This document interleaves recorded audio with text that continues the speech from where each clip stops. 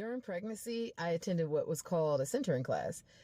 This class is mostly for first-time moms to come together with a midwife and discuss their pregnancies. Although there were women with multiple children that would attend, I'm not really sure why. Sometimes they would give really good advice to us new moms. And then sometimes, because not every pregnancy is the same, you might be going through something that you didn't experience in your other pregnancies.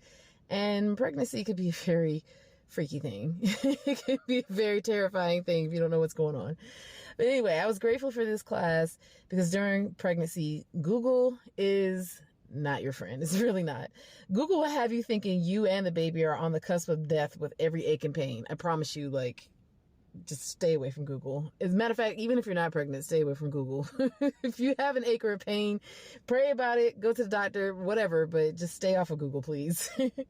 Anyway, I kept hearing in this class that you could tell when the baby was asleep because he or she wouldn't move as much while they were asleep as opposed to when they were awake.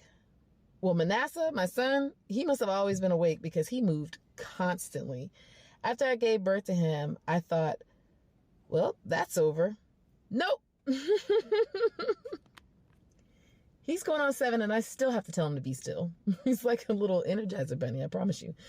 Manasseh is a blessing though, because Yahuwah uses my experience parenting my son to reveal more of himself to me. He allows me to see things from his point of view. The same way I'm always telling my son to be still is what Yahuwah is constantly saying to us, his children as well. All right, let's get into it.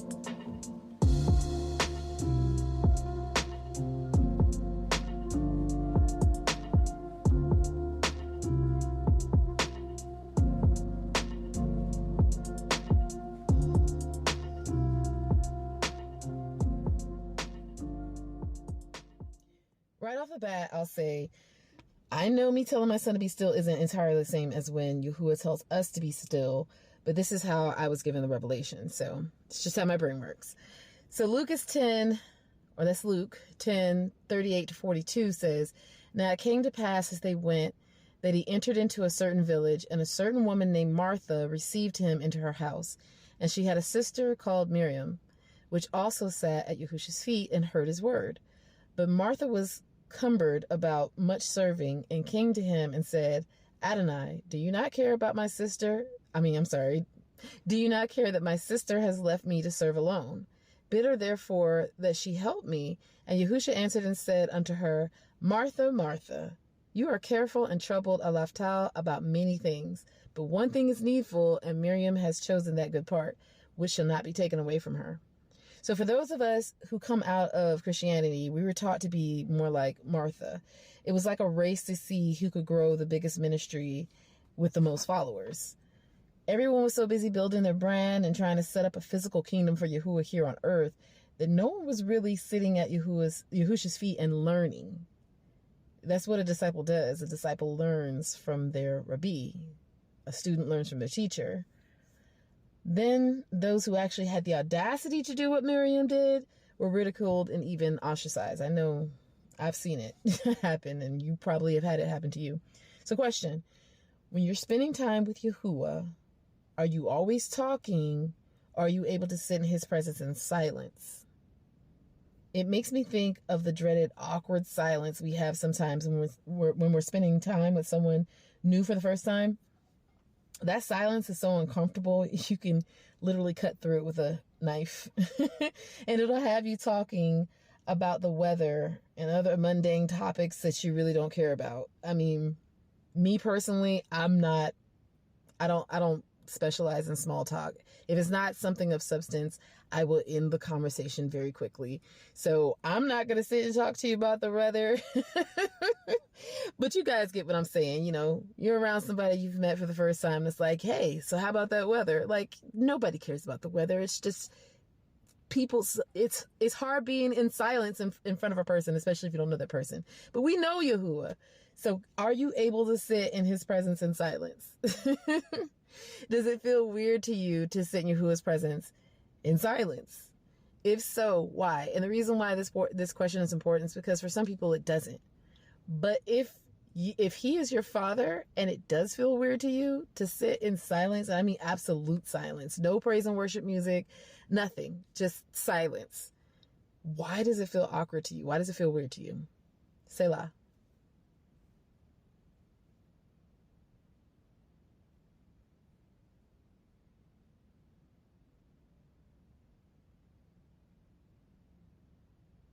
Let's do an exercise. Find a quiet place, free of distractions, and pause this podcast if you have to. Once you've found your quiet place, get comfortable and close your eyes. Now take a few deep breaths to slow your heart rate. Now listen. Make a mental note of everything you hear, no matter how big or small the sound is. Do you hear sounds outside of where you are? How close or far away are those sounds?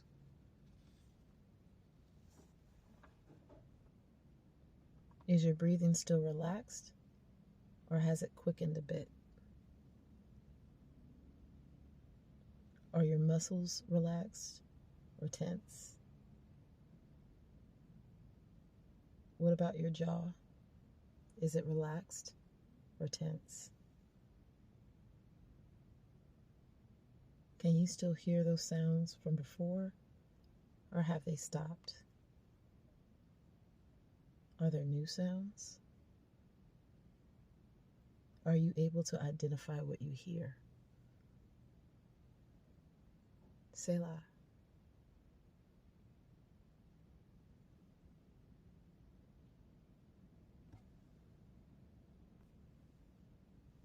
Hearing is a Ruach sense a lot of us take for granted. We're always in such a hurry that we don't take time to really hear what Ab Yahuwah is saying via Ruach HaQodesh. At work, if I move too fast, I wind up making mistakes and tripping over my own feet, and so it takes me longer to complete a task. It's easier to avoid an accident while driving if you aren't speeding. A marksman, before they shoot that gun, they get comfortable. They set themselves up. They begin to pay attention to the direction of the wind, the strength of the wind. They listen out for different sounds all around them. They pay attention to their muscles, how tight they are or how relaxed they are. It's more to being a marksman than just pulling the trigger on a gun.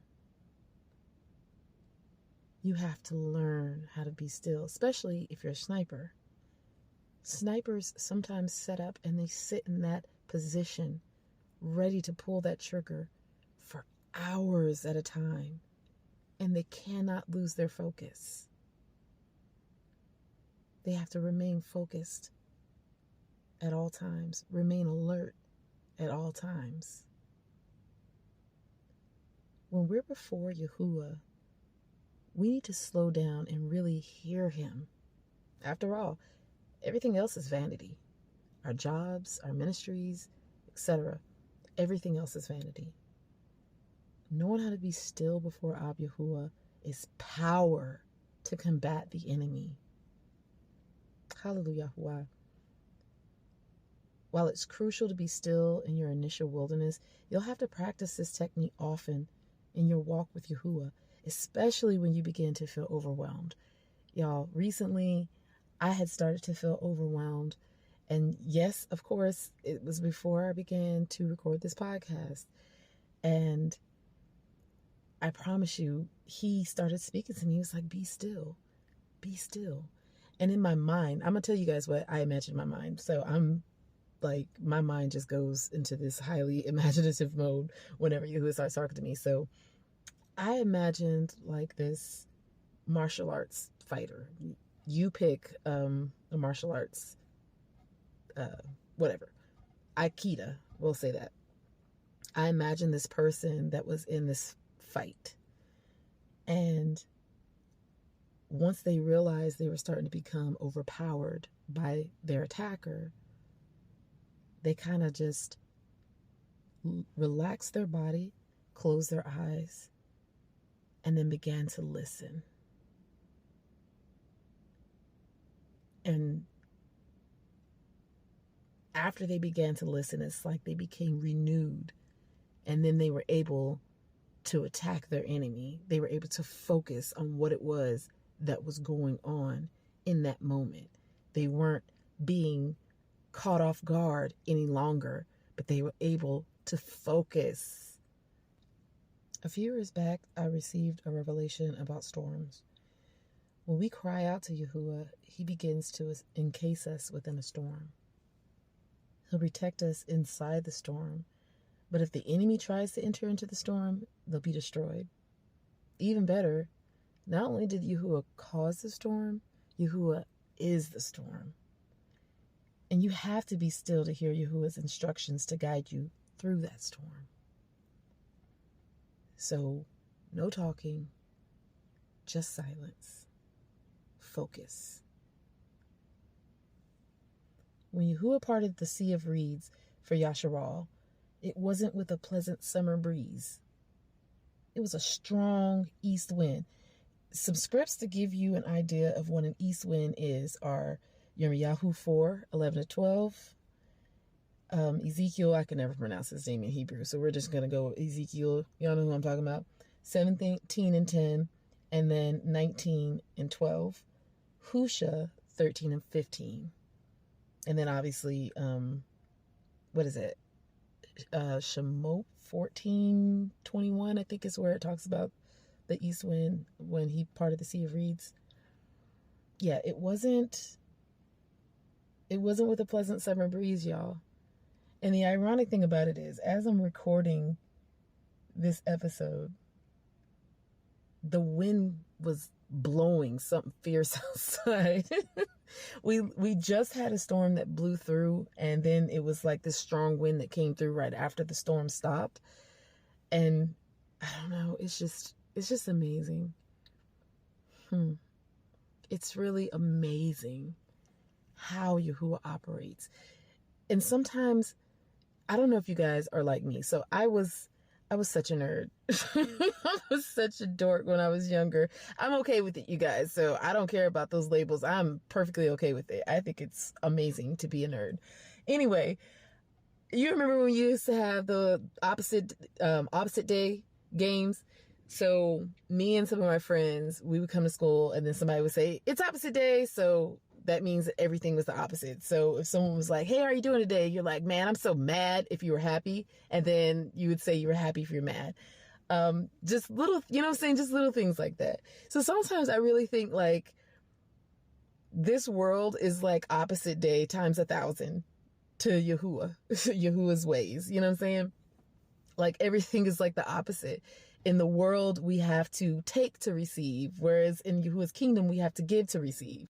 Or in the world, people live to die, but in Yahuwah's kingdom, we die to live. It's just so opposite. It's so opposite. So in order to receive power or to walk in power, you have to be still. Like, I love it. I don't know about you guys, but I love it. So anyway, let me get on off here before I start going into nonsense. Anyway, if you want to get in contact with me, you can contact me at replenishme@gmail.com, RIPLENISH. Why is it I have such a hard time spelling my own email address? Anyway, I love you guys, and much shalom and ahav. Until next time, shalom aleichem.